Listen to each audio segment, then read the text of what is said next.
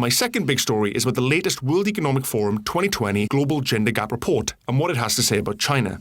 Now, to put it delicately, it seems that China's progress in this area has been modest, to say the least. Oh dear. Before we get into China's ranking, could you give us a bit of background on the report itself? Well, the report essentially grades countries according to the level of gender inequality in their economic, educational, health and political arenas. This index is released annually to help monitor progress over time. And in case you're curious, this year's top spot went to Iceland, which was followed closely by 3 other Nordic countries. The UK, where Matt and I are from, came 21st, and the US 53rd. Out of 153 participating nations, China emerged in, drumroll please, 106th place.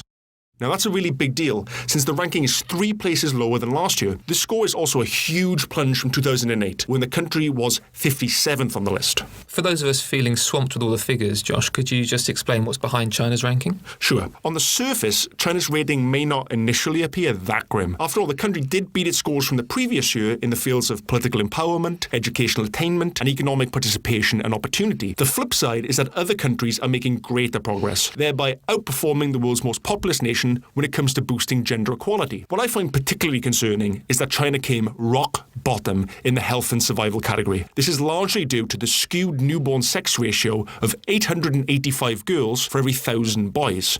And as many of us already know, this imbalance stems from birth restrictions and a cultural preference for sons, which has triggered illegal sex-selective abortions and infanticide. So do these findings dispel the idea that economic growth instantly hikes up the social position of women? I think it does. For instance, despite all of the hype about China's economic miracle over the last few decades, women are still paid much less than their male counterparts. A March survey found that Chinese women's wages are nearly 80% that of men's. Workplace discrimination remains another huge obstacle for women, with childbearing frequently cited as a barrier to promotion and leadership, and women's rights activists have faced hostility to say the least. Yet, then again, the country is basically run by men. Women represent a mere quarter of the nearly 3,000-member National People's Congress, which is China's top legislature. So, how likely are policymakers to push for progress on gender relations when so few of these decision-makers are women? So much for starting our Monday off on a cheery note then. What would it take for China to achieve full gender parity? The report estimates that the East Asian region as a whole is over 160 years away from reaching full gender parity.